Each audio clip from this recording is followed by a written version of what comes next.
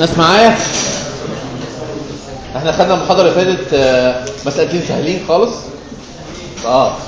صعب بقى الموضوع شويه بقى. ركزوا معايا. احنا المره اللي فاتت في اخر المحاضره الاسبوع اللي فات كنا خدنا اتكلمنا شويه عن الديستريبيوتد لود بسرعه كده. فقلنا ان لو عندي حمل ديستريبيوتد يعني حمل متوزع على مسافه معينه، مثلا نفترض ال. فقلنا عشان اتعامل مع الحمل المركز ده او الحمل الموزع ده ان انا بركزه، بجيب له التركيز بتاعه. طب والتركيز بتاعه بيبقى ازاي؟ بركز الحمل ده اللي هي قيمه الحمل كل متر في عدد الامتار اللي هو متوزع عليه.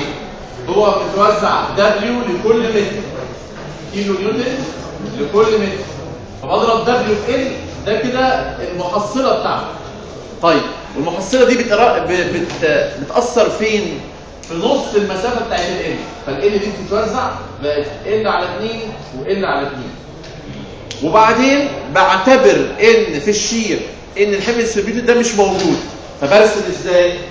بطلع بالرياكشن دبليو ال على 2 وامشي افقي بس منقط عشان انا عارف ان مش ده الحقيقي، وامشي منقط وانزل بالدبليو ال وامشي منقط واقفل على الدبليو ال.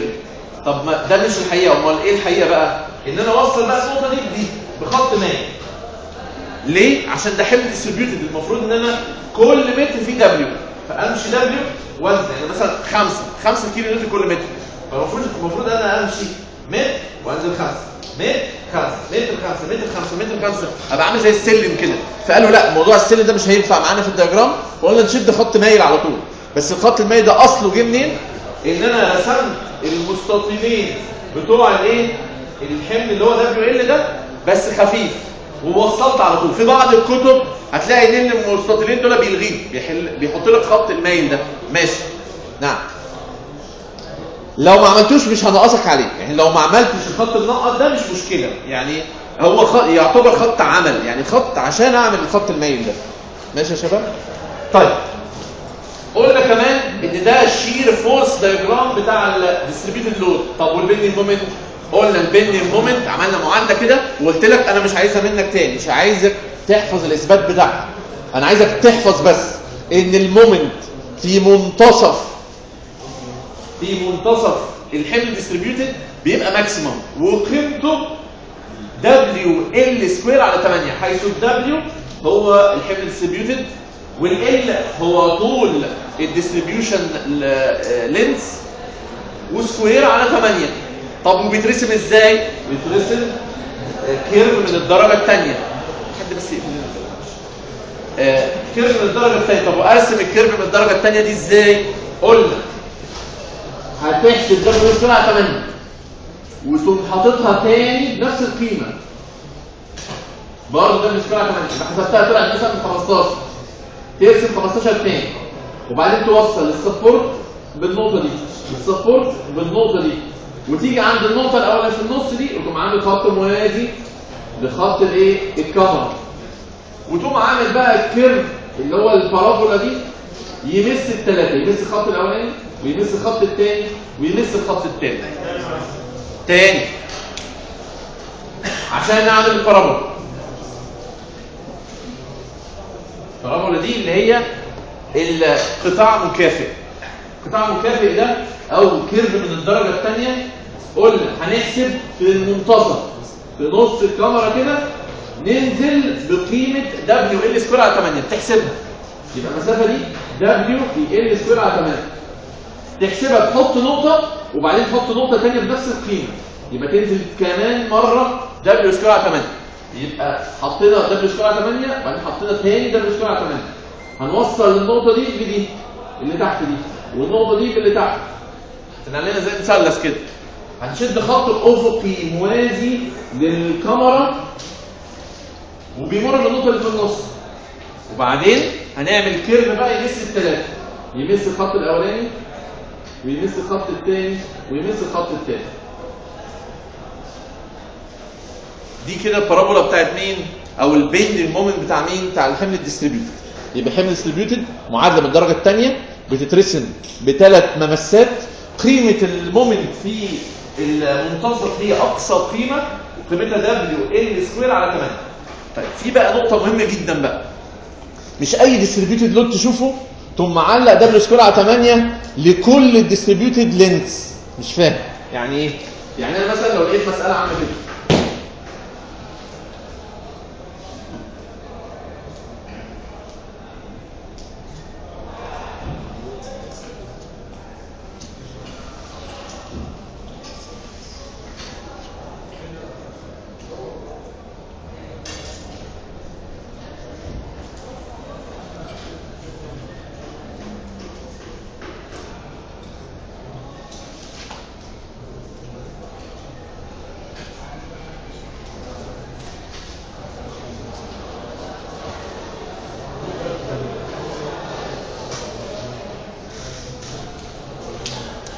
ركز بقى في الحته اللي جايه دي. الديستريبيوتد لود دي لازم تكون لوحدها. يعني ايه؟ يعني ما ينفعش يبقى فيها في النص قوه، ما ينفعش يبقى فيها حمل مومنت مركز، ما ينفعش يبقى فيها انترميديت هنج. ركز الكلام ده مهم جدا. ما ينفعش يبقى فيها مومنت مركز، ما ينفعش يبقى فيها فورس مركزه، ما ينفعش يبقى فيها انترميديت هنج في النص، وما ينفعش الديستريبيوتد لود نفسها تتغير. يعني يبقى في جزء 2 مثلا وجزء 4، ما ينفعش. يبقى لازم كل جزء يترسم بالديستريبيوتد لود او بكيرف لوحده. يعني دي ما ينفعش ابقى عامل ديستريبيوتد لود كده او عامل كيرف كبير كده، لا دي لوحدها. عشان ايه؟ عشان في انترميديت هنج، فلازم افصل الحته دي عن دي. طيب وهنا في فورس، فلازم افصل دي عن دي. كل واحده لوحدها، كل واحده كيرف لوحدها. وهنا ايه اللي حصل؟ هنا اللي حصل ان الجزء ده الديستريبيوتد لود كان مثلا 2 وده بقى 4. الجزء ده يطلع له الديستريبيوتد لود لوحده وده بارابولا لوحدها. طب ليه فصلت دي؟ عشان هنا في ايه؟ انترميديت هنج. يبقى تاني اللي بيفصل البارابولا عن بعضها: 1 الانترميديت هنج، 2 السبورت لان عندها فورس، 3 الفورس مركزه غير بقى السبورت، 4 لو في تغير في قيمه الديستريبيوتد لود. بس هي دي الحاجات اللي احنا والعزم طبعا مركز. لو في طبعا عزم مركز ممكن نعمل مثلا ايه، بلاش دي، نعمل عزم مركز اهو. يبقى عندك انترميديت هنج وعندك عزم مركز وعندك سبورت وعندك فورس. كل نقطه من دول هتحسب المومنت عندها، وما بين النقطه وما بين الثانيه تقوم عامل الايه، البارابولا بتاعتك. طيب ناخد بقى مثال واحده واحده كده. اول مثال نبتدي بالمثال ده، نشوف هنعمل ايه في البيندنج مومنت. طبعا الاول نتكلم على النورمال فورس دايجرام بسرعه كده. هنمشي من الشمال لليمين، نبص للقوه اللي على اتجاه اكس، هلاقي كله بزيرو بالظبط كده. مفيش اي حاجه في النورمال فورس دايجرام. ليه؟ عشان ما عنديش اي قوه. واحد هيقول لي بقى، واحد سالني بقى المره اللي فاتت، قال لي طب ازاي ما مش دي هنج؟ المفروض يبقى عندها رياكشن. الرياكشن ده بصفر. ليه؟ ما دام ما فيش اكشن يبقى ما فيش رياكشن، ما دام ما فيش قوه يبقى ما فيش رد فعل. امتى يظهر رد فعل؟ لما يبقى فيه فعل. لما ابقى اعمل لك قوه يظهر هنا رد الفعل. هنا الرد الفعل المفروض طالع بكام؟ بزيرو. فعشان كده عشان ما فيش لا فعل ولا رد فعل، خلاص بقى ما فيش نورمال فورس خالص. يعني من الاخر لما ما تلاقيش اي قوه في اتجاه اكس، خلاص كده النورمال فورس دايجرام بقى بصفر. اللي بعد خش على الشير. هنرسم مع الشير. هنرسم ازاي؟ واحده واحده بقى. هنيجي من هنا هننزل، نشتغل من الشمال يمين، هننزل 10. ماشي، نزلنا 10. وبعدين نمشي افق، وبعدين الاقي 19 تطلعني لفوق. اتفضل. 9.2. امشي افقي. اصبر بقى عشان هنا في مشكله. انا قدامي ديستريبيوتد لود. اعمل ايه؟ زي ما اتفقنا، لا اتعامل بالديستريبيوتد لود، اركز الديستريبيوتد لود الاول. يعني اعمل ايه؟ الاول بس نكتب معلش الاطوال.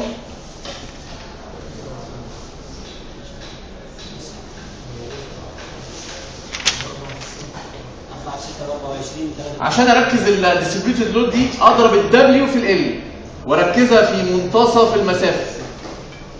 4 في 6 بكام؟ 24. وتتركز في نص المسافة، يعني على بعد 3 من اليمين و3 من الشمال. خلي بالك بقى معايا، هتعامل ان انا ما عنديش ديستريبيوتد لود. هو عندي مين؟ فورس مركزه، كونسنتريتد لود اللي عندي دي اللي هي 24. يعني اعمل ايه يعني؟ همشي هنا، هعتبر ان مفيش اي حاجه، اكمل هكمل عادي خالص اهو، واجي عند النقطه دي انزل 24. انزل 24 من 9.2 يطلع لي كام؟ يطلع لي 14 و8. امشي افقي الاقي مين؟ 14 و8 تطلعني لفوق. صح كده، خلصت. بس انا بقى مش عايز التنقيط ده، انا عايز مين؟ الخط المايل اهو زي ما عملنا هنا. مشيت نزلت وبعدين وصلت. اوصل مين بمين؟ النقطه دي بدي. يبقى اوصل النقطه دي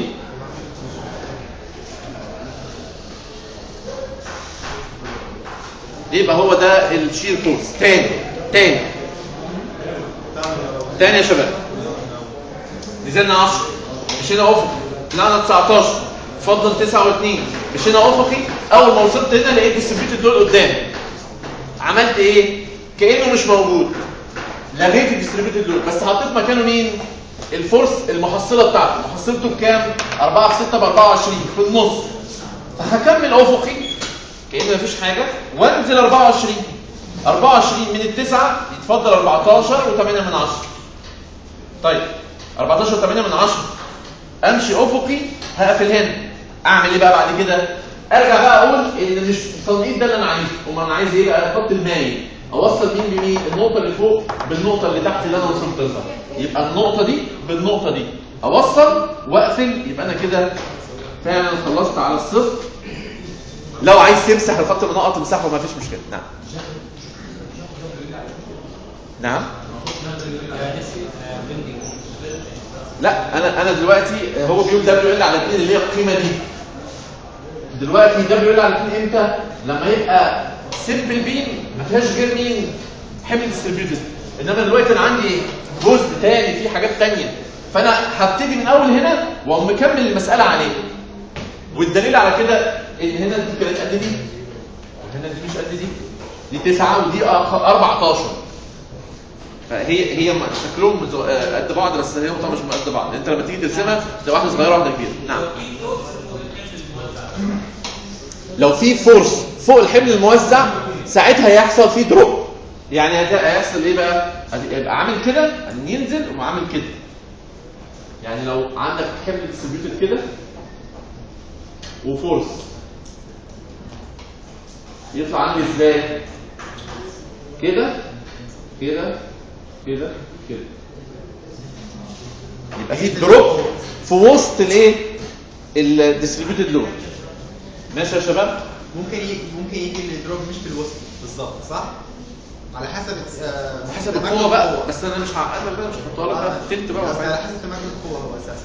طيب فين بقى الدايجرام بتاعي؟ اللي فوق ايه؟ بوزيتيف، هو ده الدايجرام بتاعي. واللي تحت نيجاتيف. نعم. اللي هو دي. لو عندك قوه في النص كده، انت كنت المفروض هتعملها ازاي؟ المفروض لا، قوه في نص ديستريبيوتد، قوه حقيقيه مش التركيز بتاعها. يعني قوه غير الديستريبيوتد لود. يعني 24 ده غير بقى ال 4 في 6 اللي هو ال 24 تانيين. ما انت بتعمل ايه؟ المفروض ان انت بتمشي افقي وتنزل، تمشي افقي وتنزل الحته دي، وبعدين تقوم نازل بالقيمه دي، وبعدين تقوم ماشي كده افقي وتقوم نازل بالحته اللي فاضله من هنا. ما انا ساعتها بقى هتقسم دي لوحدها ودي لوحدها. يعني اعمل كده وانزل دي لوحدها. ممكن تقوم عاملها كده، تقوم عامل كده، عايز تعملها كده اعملها كده، ودي تعملها كده تبقى اسهل. تركز دي لوحدها ودي لوحدها. طيب في مشكله في المساله دي؟ في حد عنده مشكله في الشير فورس دايجرام دي؟ طيب نخش على البين المومنت بقى. ركز بقى معايا عشان البين المومنت هنا فيه شويه شغل. مومنت هنا بكام؟ زيرو عشان مفيش مومنت مركز ومفيش كمان فيكسيشن. طيب اللي بعد صوت هاجي هنا يا اما اخد كل اللي في اليمين يا اما اخد في الشمال. طبعا الشمال اسهل. 10 في 2 ب 20 دي السهم فوق فيترسم فوق قيمته سالبه. ماشي نرسم فوق كده 20 بالسالب ادي ال 20.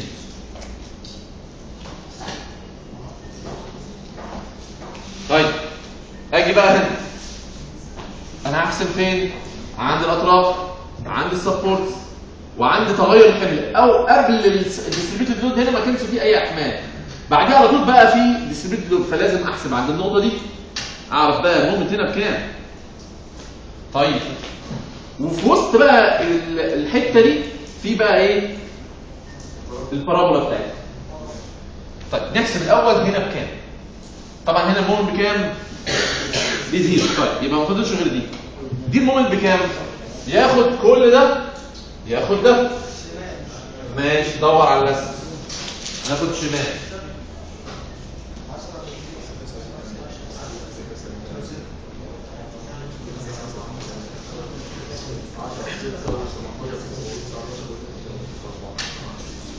هنقول مثلا دي مومنت 1 2 3 ام 3 تساوي ايه؟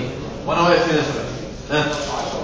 10 في 6 والاشاره 10 في 6 والدين السهم فوق يعني سالب 19 في 4 19 و2 في 4 والاشاره ايه؟ موجب. ليه؟ عشان دين السهم تحت. يطلع بقى الكلام ده بكام؟ 16 و8.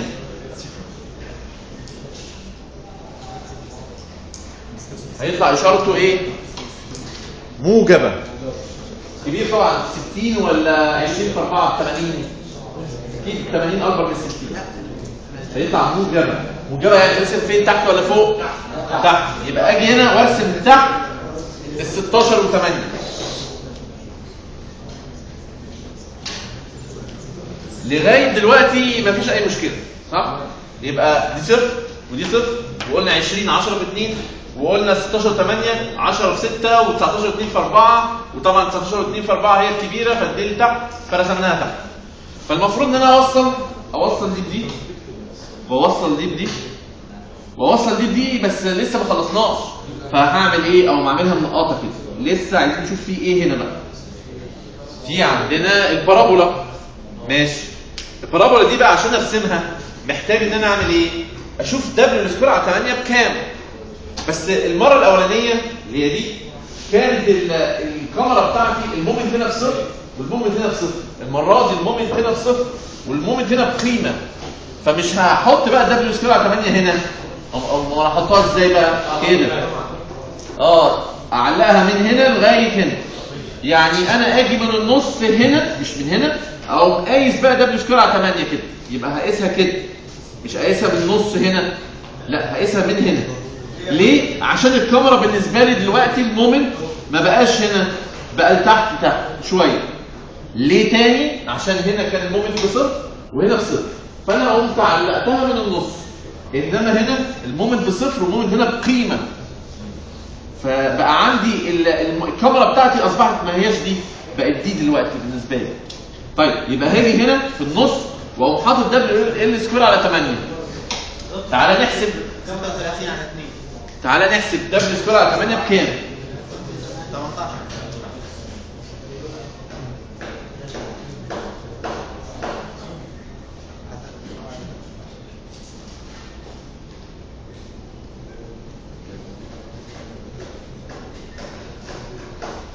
دبليو سكوير على 8 محتاج الدبليو بكام؟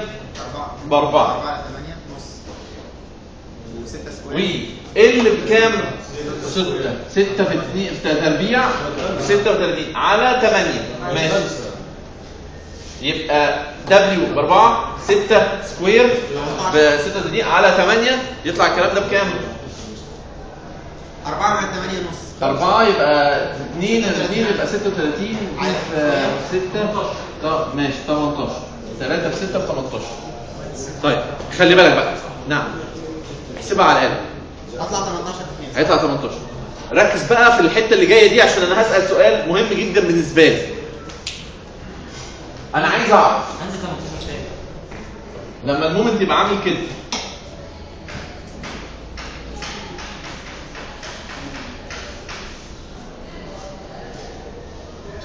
أنا عايز أعرف هيطلع كده نص الفرق ده. عايز أعرف المومنت هيطلع كده ولا هيطلع كده؟ يعني إيه؟ للآخر كده عايز أعرف النقطة دي أعلى من دي، يعني دي فوقيها، ولا النقطة دي تحت النقطة دي، يعني أكتر منها. انا كنت اسال سؤال، انا همشي المسافه عموديه على الخط المائل. أسأل السؤال تاني وركز بقى في السؤال ده.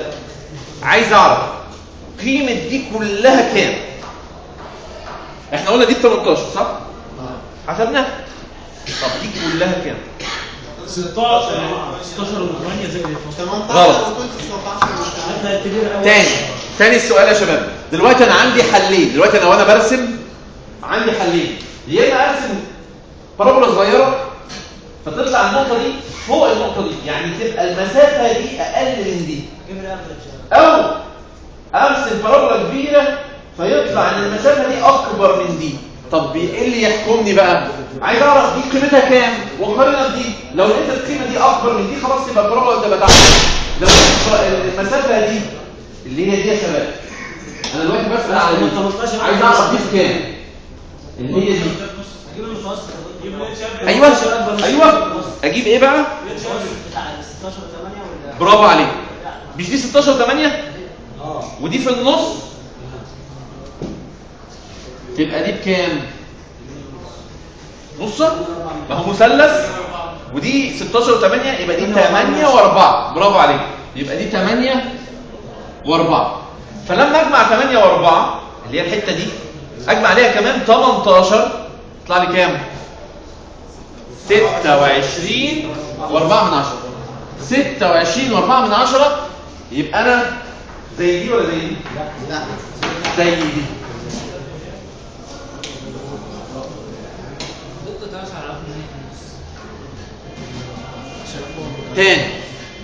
تاني الحته دي دي طلعت 16 و8 ودي طلعت 26 و4. جت منين ال 26 دي؟ تاني من النص وقمت حاسب دبليو ال سكوير على 8. دبليو ال سكوير على 8 اللي هي دبليو ب 4 في ال سكوير اللي هي 36 6 في 6 على 8. طلع ان الكلام ده ب 18 اللي هي منين لفين؟ من هنا لهنا. دي ب 18 اللي هي دبليو ال سكوير على 8. طيب انا عايز اعرف دي كلها كام؟ اجيب دي بكام واجمع الاثنين على بعض. دي بكام طيب؟ دي نص دي، لان دي في نص المسافه بتاعت العرض. دي ب 16 و8 يبقى نصها 8 و4. اجمع 8 و4 زائد 18 يديني كام؟ 26 و4. يبقى انا كده عرفت فعلا ان البارابولا نزلت تحت مستوى مين؟ ال 16 و8. طب دي تفيد ايه بقى في الحياه يعني؟ انا جبت النص. ان انا بعد كده ان شاء الله كمان من سنتين ثلاثه كده لما تاخد تصميم انت هتدور على اقصى قيمه في الدياجرام، فلازم ابقى عارف هل دي اعلى ولا دي اعلى، عشان في الاخر تقول لي انا هصمم على القيمه الكبيره دي، وفوق هدور على القيمه الكبيره. طبعا ما عنديش غير ال 20، فلو كان عندي 20 و10 و5 كنت هاخد مين؟ اقصى قيمه اللي هي الايه؟ ال 20. 8 و4. نعم. الايه؟ اللي هي نزلت نص 16 و8 يعني جبت نص المسافه. ليه نزلت نص المسافه دي؟ دلوقتي ده مثلث عايز احسب الارتفاع ده في نص المسافه دي. في زمان كنت واخدين حاجه اسمها تشابه مثلثات. ايه بقى تشابه مثلثات؟ المثلث ده يساوي المثلث ده بالتشابه، يبقى ده على ده يساوي ده على ده. النسبه دي بقى تطلع لك ان ده نص ده او ده ضعف ده، لان دي كلها ضعف دي. يعني انا ليه اصلا حطيت النص عشان اكون مركزه بالنص يعني؟ ما عشان الدبل سكوير على 8 بيتحسب فين؟ عند النص. انا انزل عمودي من داتا صح؟ يعني مش من الخط المائل. الخط المايل ده اللي احط فيه دبل سكوير على 8. انا قصدي ما همشيش يعني امشي عمودي من الداتا. دي كلها بقى كام؟ عمودي. عمودي مش مايل. عمودي. في مشكله في البيند مومنت يا شباب؟ وصلت الحته دي؟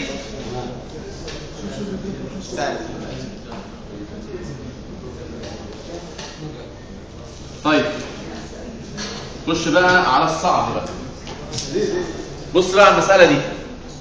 المساله دي عباره عن ايه؟ عندنا حمل ديستريبيوتد من الاول للاخر. بص بقى في كام فصل عندي. مش هينفع ان انا احط بارابولا مره واحده كده. ليه؟ عندي قوه مركزه فيبقى دي بارابولا لوحدها، وعندي مومنت مركز يبقى دي بارابولا لوحدها، ودي بارابولا لوحدها، والمومنت المركز ده لازم احسب قبله وبعده. ليه؟ عشان في دروب. طيب نرجع الاول للنورمال فورس دايجرام. نمشي من الشمال لليمين. عندنا اول حاجه تاثر عندي 5، انزل تحت 5 ضغط وامشي افقي. ركز معايا بقى. مشينا افقي 5 وبعدين اجي هنا الاقي 3 بتشد. شد 3 يبقى اطلع لفوق. اتفضل كام؟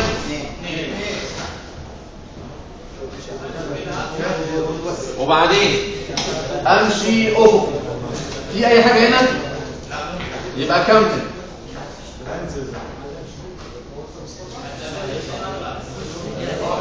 في 2 شد اطلع لفوق اقفل على ايه؟ على الصفر.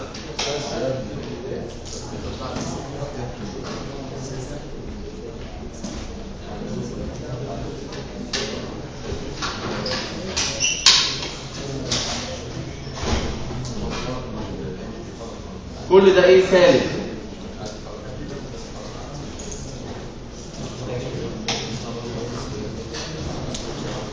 الشير بقى خلي بالك عشان الشير المره دي في لعب كتير. ركز بقى في الحته اللي جايه دي. النورمال ما فيهوش مشكله. الشير بقى واحده واحده. نمشي من الشمال. الشمال عندي في كام؟ 9. اطلع 9. بمعنى 9 تطلعني لفوق. طيب امشي مخطط. الاقي ايه بقى؟ الاقي ديستريبيوتد لود وفورس في النص. فاكرين بقى اللي انا رسمتها من شويه كده اللي هو المثلث اللي احنا راسمينه؟ طيب عشان بقى ما نقعدش نعقد نفسنا قسم دي لوحدها ودي لوحدها. دي لوحدها تركيزها بكام؟ 1 في 1 بكام؟ بواحد في النص هنا كده. طيب يبقى انا المفروض ان انا اعمل ايه؟ ان انا امشي لمده نص كده وانزل لتحت. كام بقى؟ 1 وامشي افقي كده. وصلت لكام؟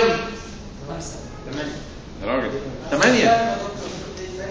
تاني دلوقتي يا شباب انا عايز اعرف في الشير انا هحسب فيه. طبعا انا هحسب عند السبورت وعند الطرف وعند تغير القوه، صح كده؟ عند مومنت ملوش لازمه عندي. خلاص مش هحسب هنا، ملوش لازمه. طيب بس انا عندي ديستريبيوتد لود هنا وديستريبيوتد لود هنا، فانا قلت هقسم ده لوحده وده لوحده. ليه؟ عشان عندي فورس في النص بتكسر لي الايه؟ الشير فورس دايجرام. بيحصل دروب في النص، فمش هينفع ان انا ارسمها واقوم نازل، الموضوع يبقى صعب. فقلت افصل الاولانيه لوحدها والثانيه لوحدها. الاولانيه دي بكام؟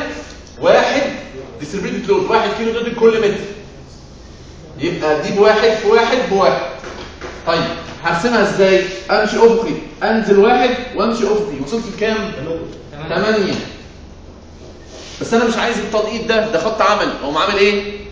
خط مايل اهو. لغايه دلوقتي في مشكله؟ اقول تاني الحته دي. طيب وصلت 8. ايه اللي هيحصل بقى بعد النقطه دي؟ هنزل 4. فمن النقطه دي اقوم عامل ايه؟ نزل 4. يفضل كام؟ يفضل 4. ركز عشان برضه لسه في لعبه تاني. هاجي بقى من هنا. هل المومنت يعمل لي حاجه في الشير فورس دايجرام؟ لا، اخد الحته دي كلها على بعضها، لان المومنت ما ياثرش معايا ولا الفورس الافقيه تاثر معايا. مين اللي بيأثر؟ الحمل ديستريبيوتد او اي قوه مركزه زي الاربعه دي. بص الاربعه دي عملت ايه؟ دروب كده. يعني الاربعه دي لو ما كانتش موجوده كان يصير مثلث واحد بس، كان يبقى مثلث واحد بس كده. طيب نظرا ان في اربعه فحصل كسره في الموضوع في الايه في الشيء. طيب انا وصلت للاربعه، نعمل ايه بعد كده؟ المفروض ان انا عايز اركز الحته دي كلها على بعضها. امشي واحد تركيزها كام بقى؟ 1 في 4 ب4 وتركز في النص كده. يعني انزل هنا كده ب4 وعلى بعد 2 من اليمين و2 من الشمال. تمام؟ طيب ارسم ازاي يعني؟ اجي عند النقطه اللي انا واقف عندها اللي هي الاربعه دي، اقوم ماشي افق واقوم نازل 4. طب ما انا بقيت على الصفر، ماشي، واكمل لغايه الاخر. اعمل ايه بقى بعد كده؟ اوصل بالصفر. يبقى اوصل ل4 بالصفر. بس اقول تاني. بص بقى المساله دي هي لو الاربعه دي ما كانتش موجوده كان هيطلع مثلث واحد بس. ما فيش بقى حاجه تكسر الايه؟ الشير. فكان يطلع مثلث من الاول للاخر، توصل النقطه التسعه دي بالاخر، خلاص خلصت المساله على كده. بس نظرا ان في 4 في النص مش هعرف ارسمها مره واحده، فقلنا نقسم الحته دي لوحدها والحته دي لوحدها عشان الاربعه دي كسرت لي الشير، عملت دروب في الشير. طب عملنا ايه؟ قلنا طلعنا بالتسعه، ماشي، ركزت دي لوحدها 1 في 1 ب1. طب هرسم الواحد ده ازاي؟ همشي افقي، انزل 1 وامشي افقي، قفلت على 9 ناقص 1 ب8، وصلت ل8. اوصل مايل عشان ده ديستريبيوتد لود. اجي بقى عند الديستريبيوتد لود هنا قبل الاربعه على طول كان ب8. طب بعد الاربعه انزل 4 من ال8 يتفضل 4. انا واقف هنا دلوقتي ركزت كل دي على بعضها ب1 في 4 ب4. الاربعه دي فين؟ عند النص. امشي كده افقي وانزل 4 لقيت نفسي عند الصفر. كملت لغايه الصفر. اعمل ايه بعد كده بقى؟ اوصل الاول بالاخر زي ما كنا بنعمل دايما، الاول بالاخر. وصلت خط مايل، خلصنا كده الشير فورس دايجرام. طيب اللي فوق ده ايه؟ بوزيتيف ومفيش اي حاجه تحت. طيب البين مومنت بقى هنحسب فين؟ 1 عند الاطراف، 2 عند اي قوه راسيه هحسب هنا. مفيش بقى دي ده تركيز مالناش دعوه بيه. وعند مومنت قبله وبعد، يعني انا محتاج ان انا احسب مره قبله ومره بعده عشان هيحصل فيه دروب. ماشي. طيب اول خطوه دايما المومنت، انا حتى لما انا بحل اي مساله وانا زمان وانا صغير كمان كنت بعمل ايه؟ ادور على النقط السهله. مش لازم تقعد تمشي بالترتيب كده، دور على اللي يديلك درجات. يعني عندك الاطراف بكام؟ 0، ماشي حطها 0، والثانيه حطها. دور على الحاجات اللي انت متاكد منها، والملعبكه في النص دي خليها اخر حاجه. يبقى اول حاجه انا عندي المومنت هنا بكام؟ 0. خلاص نحط كده ب0 عشان نفتكر. طيب والمومنت هنا بكام؟ المفروض كان يبقى ب0، بس نظرا ان ده فيكسيشن يعني عنده مومنت مركز فلازم احط القيمه بتاعته 13.5 فوق، يبقى دي السهم فوق. ماشي، حط 13.5. كبر الدنيا شويه كده. ادي عندي 13.5 اهو. طيب ليه فوق؟ عشان دي السهم فوق. ماشي. طيب عايزين نحسب بقى فين تاني؟ قلنا عايزين نحسب هنا، صح؟ تعالى نحسب هنا. يقطع ياخد كل ده، ياخد ده. شمال. ماشي، مع ان اليمين على فكره اسهل، اسمعني. طيب ناخد شمال كده، هناخد M2. نحسب M2 المومنت الثاني. وانا واقف هنا يا شباب في عندي اول حاجه 13.5 ودي لها فوق يبقى اشارتها سالبه. طيب 9 وزائد ايه كمان؟ 9 في 1 واشارتها ايه؟ موجبه. زائد 9 في 1. خلصت كده؟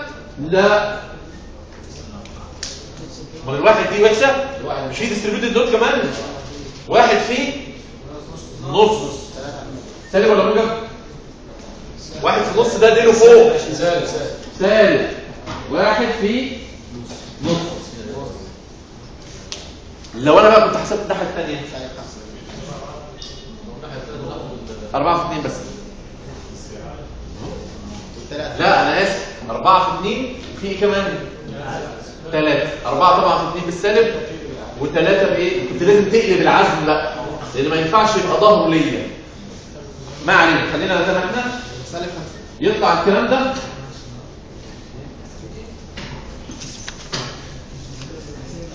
طلع بسالب 5 بالظبط كده.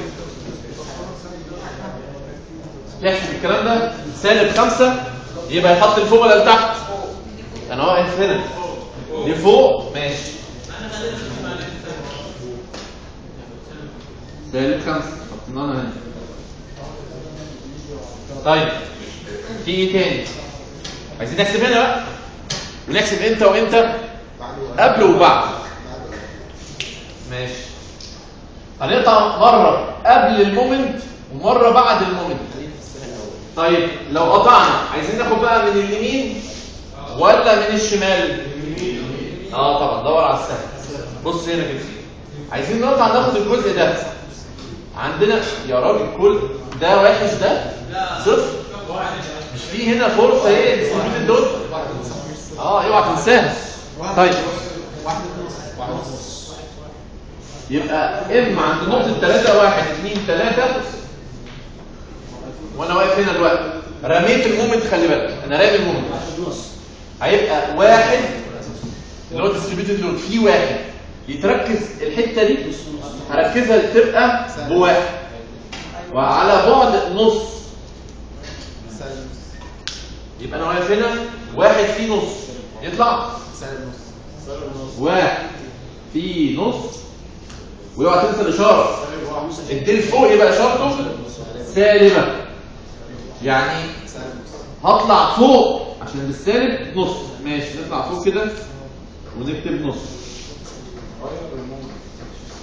نكبرها شويه كده عشان ايه لسه في حاجات ثانيه ندرسها. طب بعد بقى لما اخد بعد بص بعد النقطه ما ينفعش قوس المومنت يبقى ناحيتي كده. لازم اعمل ايه؟ لازم الفه كده واكمله. ماشي تعالى نلف كده المومنت عشيله كده واحطه كده اكمله اهو. يبقى ما ينفعش ظهره يبقى ناحيتي لازم الف واخلي ايه قوس المومنت مفتوح ناحيتي. ايه اللي يحصل بقى؟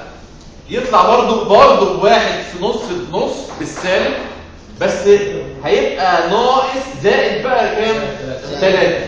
ماشي زائد 3 ناقص نص زائد 3 ناقص نص 1 يعني يطلع موجب ايه؟ 2.5. يبقى بعد المومنت نزلنا لتحت كام؟ 2.5. نعمل خط من 2 ل 5. طب عايزين نوصل كل نقطه باللي بعدها. نسال بقى السؤال اللي كنت سالته لكم المره اللي فاتت اوصل دي بدي ولا اوصل دي بدي؟ لفوق ولا لتحت؟ لا لفوق. عايز تبتدي من هنا؟ طيب 13 ل 5 مفيهاش مشكله. طب من 5 لكده ولا كده؟ من 5 ل 2.5. اشمعنى؟ بص النقطة دي بدي والنقطة الثانية بالقريبة منها دي اللي أقرب ولا دي؟ اللي بعد المومنت اللي أنا واقف فيها المومنت يبقى 2.5. بس نخلي الخط مخطط. طبعا كل ده لسه هنشتغل عليه دلوقتي. طيب ودي بالصفر اهو. خلصنا؟ لسه بقى كله ديستريبيوتد لود يعني كل واحده عايزه لها بارابولا لوحدها. تعال نشوف بقى هنعمل ايه. نجيب المتوسط بتاع اول حته دي البارابولا بتاعتها قد ايه؟ دبليو ال سكوير على 8 منين؟ من النص هنا. عايزين نيجي من النص ونقوم نازلين تحت كده وعاملين بارابولا كده صغيره. قيمتها كام بقى الحته دي؟ 18 ونص زائد 5 على 2. دبليو 1 في ال سكوير 1 على 8 زي ما الباشمهندس قال كده تهم طيب هنسهل على نفسنا بقى عشان ما نعقدش بقى. مش هقول لك احسب لي دي خلاص، احسب لي بس دبليو سكوير على 8 بكام وخلاص خلصت على كده ماشي. طيب اللي بعدها دي الحته دي على بعضها دبليو بكام؟ 1 دبليو في ال سكوير 9 على 8. 9 على 8 بواحد وتلت. يبقى نرسم كده ونيجي من النص وننزل القيمه دي اللي هي ب1 في 9 على 8 اللي هي دبليو ال سكوير على 8. دبليو في ال سكوير على 8. برضه مش هطلب منكم دي طلعت بكام. طب هنا نفس الكلام بقى. دي تطلع كام؟ مش لازم تمس، خلي بالك ممكن تنزل تحت زي ما تيجي بقى. دبليو 1 في ال سكوير 1 برضه على كام؟ 8. طب دي تمن. انا عايز بس اعرف هل نزلت تحت ولا ما زالت فوق؟ ها تاني السؤال. دي نص يعني هنا دي كام؟ بربع. ربع دي اللي هي كام؟ 0.25 يعني 25 قرش. 25 دي 25 اكبر ربع اكبر ولا تمن؟ ربع كنت طبعا قلت صح؟ طيب يعني ما نزل تحت؟ لا يعني الصح ان انا اعملها ازاي؟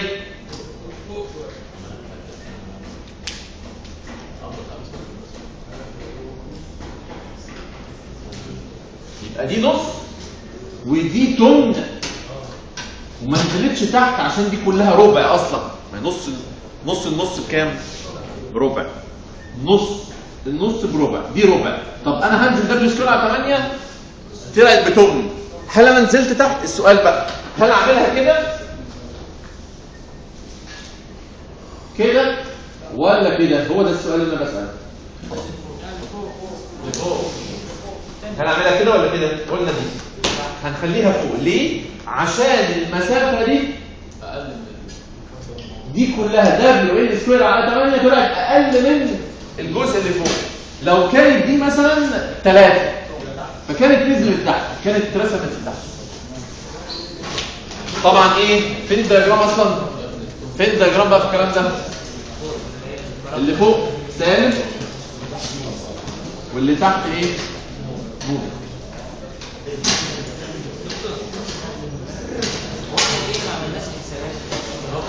ده كان المينيموم دياجرام.